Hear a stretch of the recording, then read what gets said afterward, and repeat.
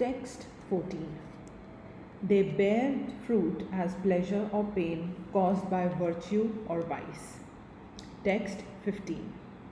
To the discriminating, all is, as it were, painful on account of everything bringing pain either as consequence or as anticipation of loss of happiness or as fresh craving arising from impressions of happiness and also as counteraction of qualities.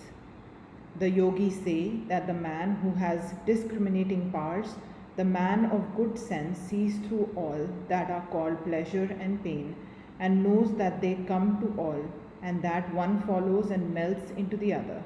He sees that men follow an ignis fatuus all their lives and never succeed in fulfilling their desires. The great King Yudhishthir once said that the most important and beautiful thing in life is that every moment we see people dying around us, and yet we think that we shall never die. Surrounded by fools on every side, we think we are only exceptions, the only learned men. Surrounded by all sorts of experiences of fickleness, we think our love is the only lasting love. How can that be? Even love is selfish. And the yogi says that in the end, we shall find that even the love of husbands and wives and children and friends slowly decays. Decadence seizes everything in this life. It is only when everything, even love, fails that, with a flash, man finds out how vain, how dreamlike is this world. Then he catches a glimpse of vairagya, renunciation, catches a glimpse of the beyond. It is only by giving up this world that the other comes, never through holding on to this one. Never yet was there a great soul who had not to reject sense pleasures and enjoyments to acquire his greatness. The cause of misery is the clash between the different forces of nature, one dragging one way and another dragging another, rendering permanent happiness impossible. Text 16. The misery which is not yet come is to be avoided. Some karma we have worked out already, some we are working out now in the present, and some are waiting to bear fruit in the future. The first kind is past and gone. The second we will have to work out, and it is only that which is waiting to bear fruit in the future that we can conquer and control, towards which end all our forces should be directed. This is what Patanjali means when he says that samskaras are to be controlled by resolving them into their casual state. Text 17.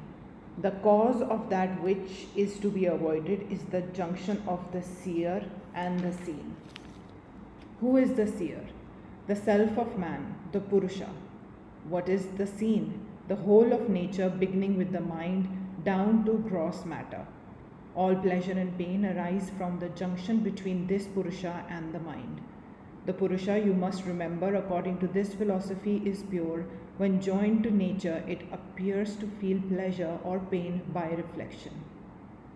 Text 18. The experienced is composed of elements and organs, is of the nature of illumination, action, and inertia, and is for the purpose of experience and release of the experiencer.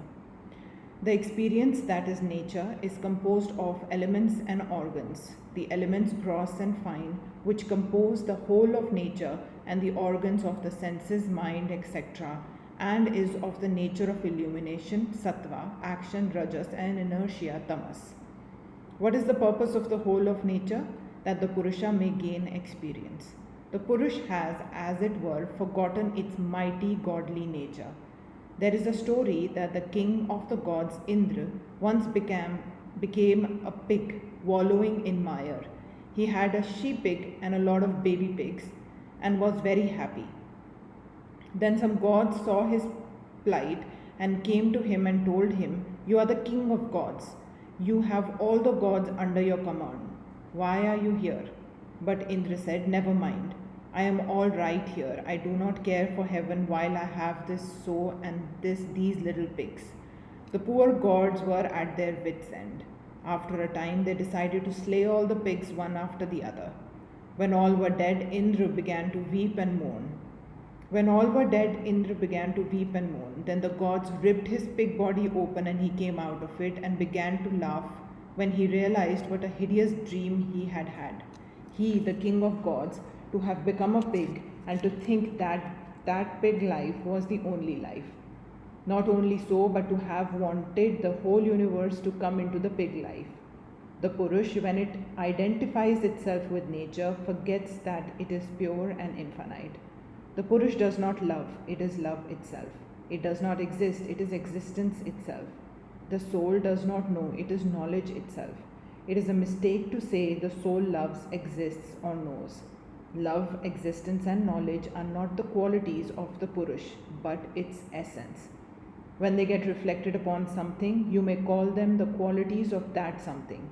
They are not the qualities but the essence of the Purush, the great Atma, the infinite being without birth or death, established in its own glory.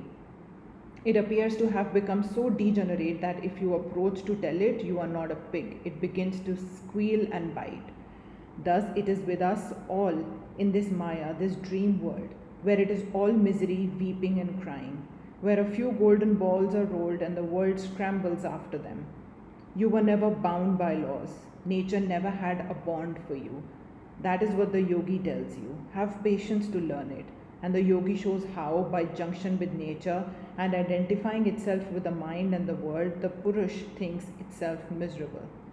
Then the yogi goes on to show you that the way out is through experience. You have to get all this experience, but finish it quickly. We have placed ourselves in this net and will have to get out. We have got ourselves caught in the trap and we will have to work out our freedom. So get this experience of husbands and wives and friends and little loves. You will get through them safely if you never forget who you really are or what you really are. Never forget this is only a momentary state and that we have to pass through it. Experience is the only one great teacher, experience of pleasure and pain. But know that it is only an experience. It leads step by step to that state where all things become small and the Purush so great that the whole universe seems as a drop in the ocean and falls off by its own nothingness. We have to go through different experiences, but let us never forget the ideal.